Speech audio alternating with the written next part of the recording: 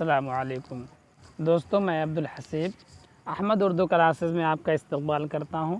جیسا کہ میں نے دوستوں کل آپ سے وعدہ کیا تھا کہ TGT 2021 کے اردو کی پہلی کلاس لے کر ہم حاضر ہو گئے، اور آج ہم جو ہے اردو زبان کا آغاز و ارتقاء، جو آپ کے سلیبس میں پہلا ٹاپک دیا گیا ہے، یہی ہے اردو زبان کا آغاز کیسے ہوتا ہے، اس کا ارتقاء اور اس کی ترقی یعنی اس کا وکاس کیسے ہوتا ہے، اس کے بارے میں ہم گفتگو کریں گے۔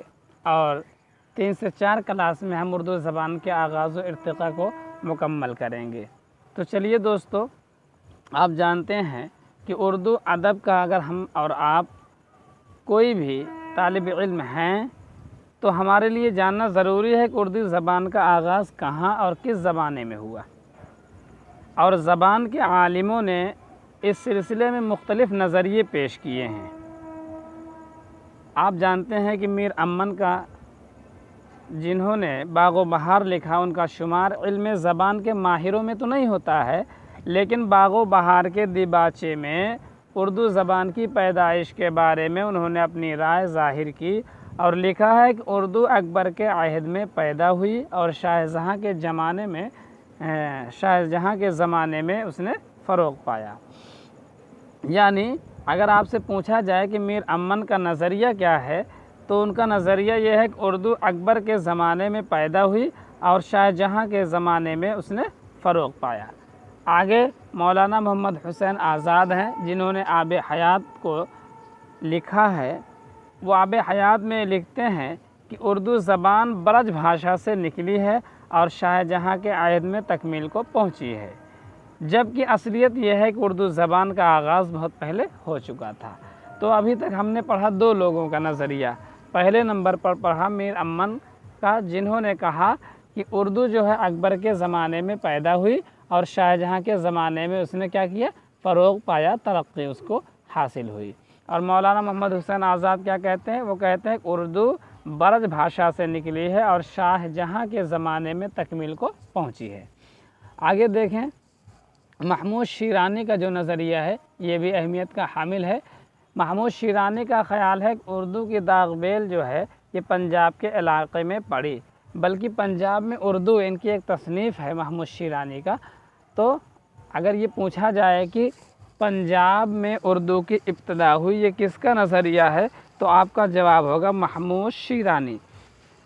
شوکت سبزاوی یہ بھی اردو کے ماہروں میں سے ان کا شمار ہوتا ہے۔ یہ کہتے ہیں کہ دوآبِ گنگ و جمن کو جمن جو ہے اردو کا مسکن ہے، یعنی گنگ و جمن یعنی گنگا اور جمنا کے دوآبے میں اردو کی پیدائش ہوئی ہے۔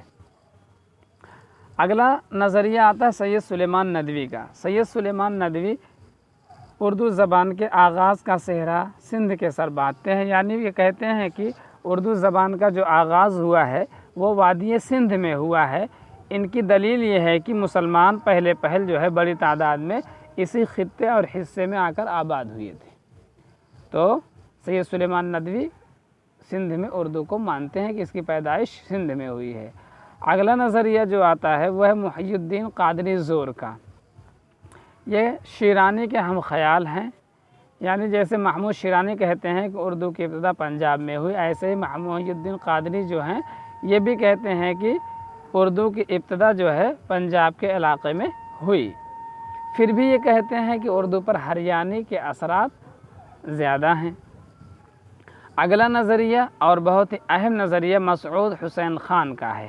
مسعود حسین خان کہتے ہیں کہ سرزمین دہلی اور اس کے گرد و نواح کو اردو کی جائے پیدائش ماننا چاہیے، یعنی یہ دہلی اور اس کے اطراف کا جو علاقہ ہے اس کو اردو کا مسکن قرار دیتے ہیں، اور وہ بہت ہی اہم نظریہ مانا جاتا ہے۔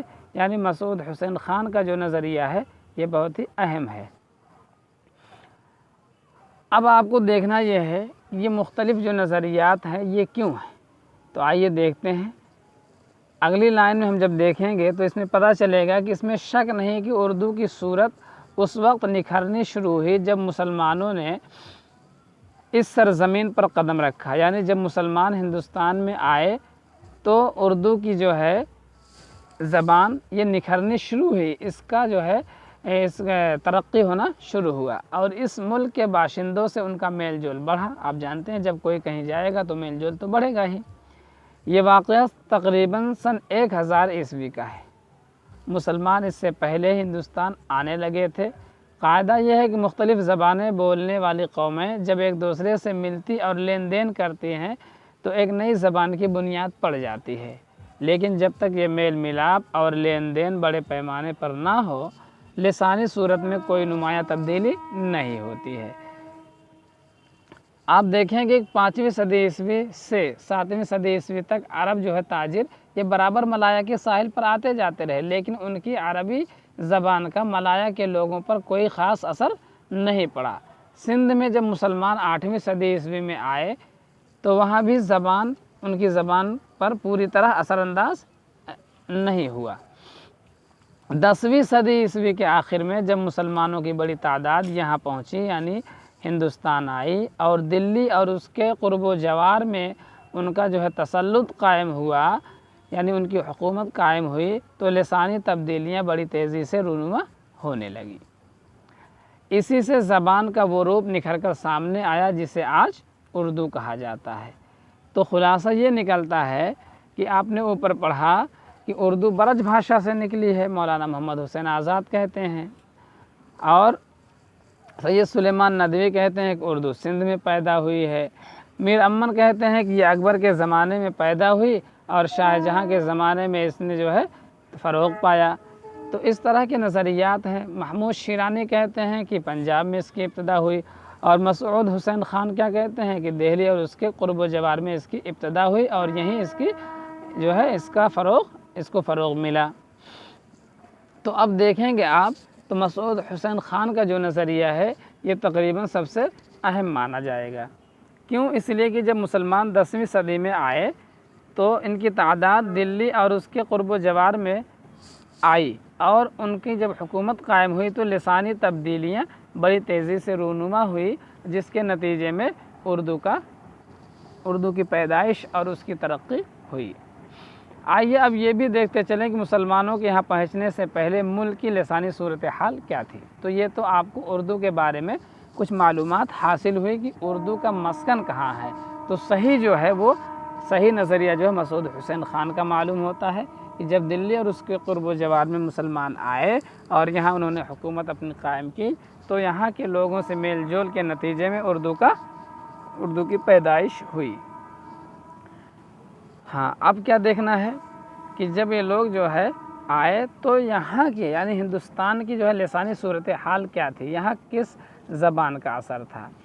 تو آپ کو معلوم ہوگا کہ حضرت عیسیٰ کی ولادت سے کوئی 1500 برس پہلے یعنی 1500 قبل مسیح یا 1520 آپ کہہ سکتے ہیں، آریہ ہندوستان میں داخل ہوئے، یعنی آریہ سماج کے لوگ جو آریہ تھے یہ ہندوستان میں کب آئے؟ 1500 قبل مسیح۔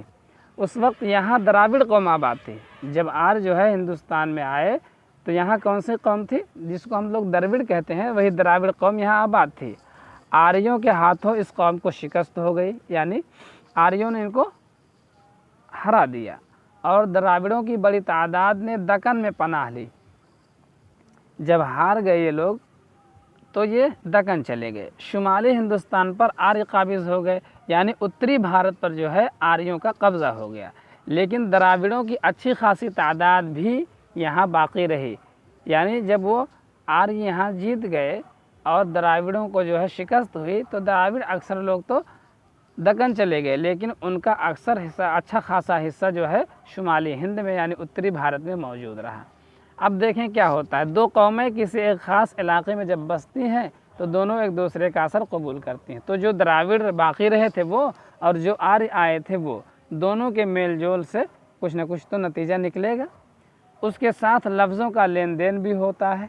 آریہ اپنے ساتھ جو زبان لے کر آئے وہ خالص باقی نہ رہ سکی۔ آریہ جیسے اس ملک میں پھیلتے گئے مقامی بولیوں کے الفاظ ان کی زبان میں شامل ہوتے چلے گئے۔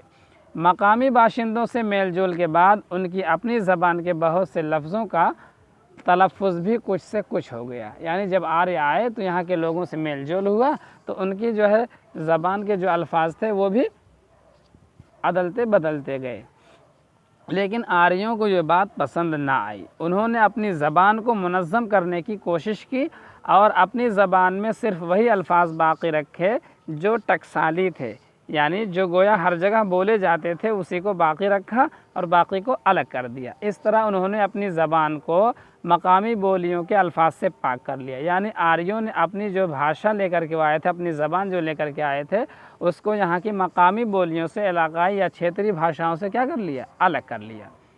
اس طرح مقامی اثرات سے پاک صاف ہو کر ایک معیاری زبان وجود میں آئی جس نے سنسکرت کا نام پایا، یعنی سنسکرت کو شستہ بھی کہا جاتا ہے، دھلی ہوئی زبان۔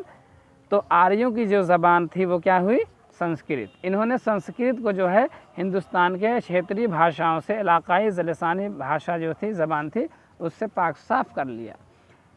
اس زبان کو بہت فروغ ہوا، یعنی سنسکرت کو، اور اس میں اعلیٰ درجے کا ادب پیدا ہوا، لیکن عوام سے اس کا ناطہ اور رشتہ کیا ہوا؟ ٹوٹ گیا، اور یہ پنڈتوں کی جاگیر ہو کے رہ گئی۔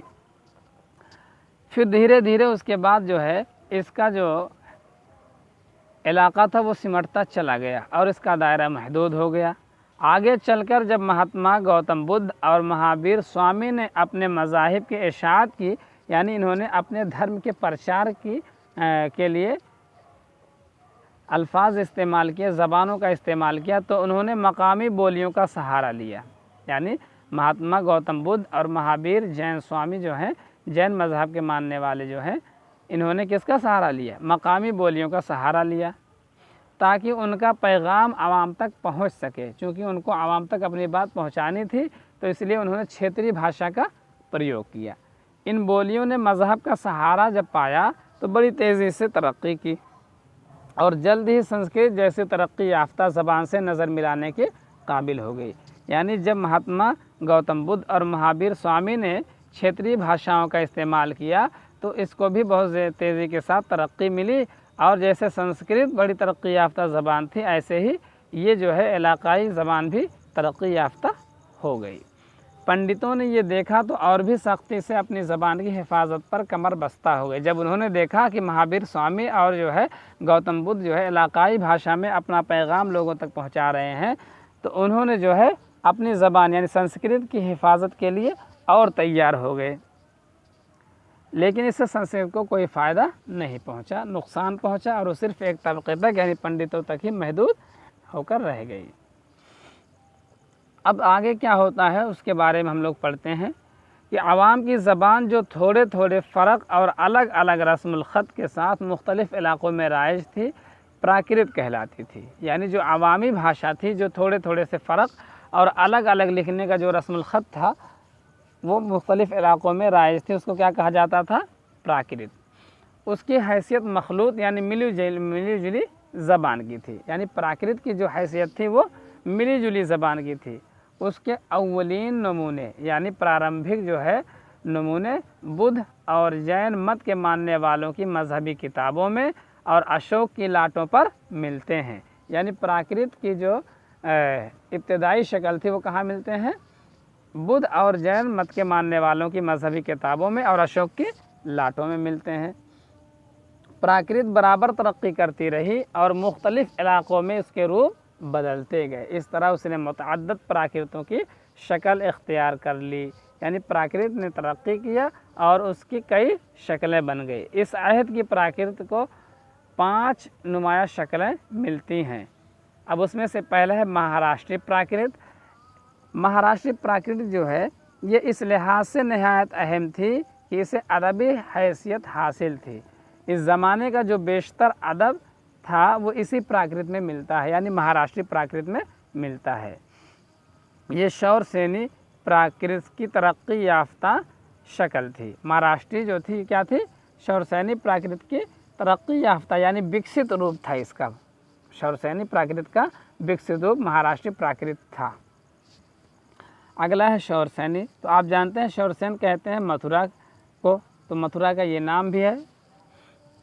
اس کا مرکز دوآبے کا وسطی حصہ یعنی متھرا تھا۔ تو شور سین یہ متھرا کے علاقے کا نام بھی ہے۔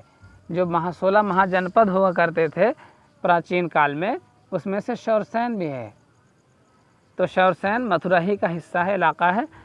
اس لیے شورسینی جو بولی جاتی تھی یہ متھرا کے علاقے میں بولی جاتی. اس پر سنسکرت کا گہرا اثر تھا, یعنی شورسینی پراکرت پر سنسکرت کا بڑا ہی گہرا اثر تھا. اس نے بہت پہلے یعنی حضرت عیسیٰ علیہ السلام کی ولادت سے بھی کچھ قبل ایک باقاعدہ ادبی زبان کی حیثیت اختیار کر لی تھی. اگلا ماگدھی ہے. اس پراکرت کا چلن جو ہے جنوبی بہار یعنی دکشنی بہار میں تھا.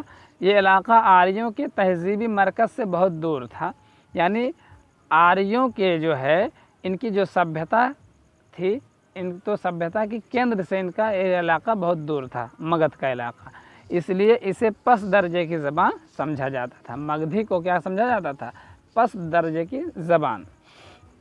اور چوتھا ہے ارد ماگدھی, یعنی یہ پراکرت اس علاقے میں بولی جاتی تھی جو شورسینی اور ماگدھی کے درمیانی حصے میں واقع تھا.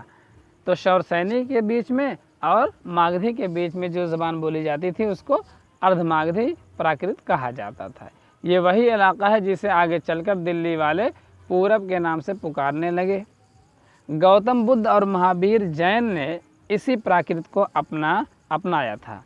یعنی گوتم بدھ جو تھے اور مہابیر سوامی جو تھے انہوں نے اپنی مذہب کی اشاعت کے لیے ارد ماگدھی کو اپنایا تھا. یہ سوال پوچھا جاتا ہے امتحانوں میں کہ مہابیر سوامی اور گوتم بدھ نے کس زبان کو اپنے دھرم کے پرچار کا مادھیم بنایا یا ذریعہ بنایا, تو آپ بتا سکتے ہیں ارد ماگدھی.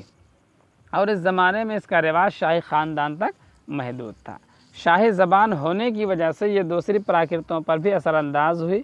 یعنی ارد ماگدھی جو زبان تھی یہ شاہی خاندانوں تک محدود تھی, اس کو شاہی زبان ہونے کا شرف حاصل تھا. غرض یہی اس وقت کی معیاری زبان تھی. 5ویں نمبر پر ہے پیشاچی. پیشاچی جو ہے یہ کشمیر اور پنجاب کے علاقے کی پراکرت تھی. کشنوں کے عہد میں یعنی پہلی صدی عیسوی میں شمال مغربی ہندوستان کی اس پراکرت کو فروغ ہوا. پہلی صدی عیسوی میں جو ہے شمال مغربی ہندوستان کی اس پراکرت کو کب فروغ ملا؟ پہلی صدی عیسوی میں. یعنی پیشاچی پراکرت کو کشمیر اور پنجاب کے علاقے میں جو بولی جاتی تھی پہلی صدی عیسوی میں اس کو ترقی ہوئی. اس زمانے میں شاہی سرپرستی کی بدولت گاندھار کی بولی اور معیاری زبان کی حیثیت سے اس علاقے میں اس کا رواج ہو گیا. تو دوستو آج کے جو ہے سبق میں اتنا ہی. کل کچھ اور جو ہے اس کے بارے میں ہم لوگ مواد لے کر حاضر ہوں گے. اس میں سے آپ کو جو شروع میں بتایا گیا کہ نظریہ کیا ہے وہ بہت اہم ہے. اس میں سے سوال بنتے ہیں TGT میں, اس لیے آپ اس کو یاد رکھیے. ملتے ہیں اگلی ویڈیو میں. اور آخر میں ایک درخواست ہے کہ اگر آپ نے ہمارے YouTube channel Ahmad Urdu classes کو سبسکرائب نہیں کیا ہے تو دوستو جی چاہے تو سبسکرائب کر لیں, ورنہ کوئی بات نہیں. ملتے ہیں اگلی ویڈیو میں, تب تک کے لیے خدا حافظ. السلام علیکم.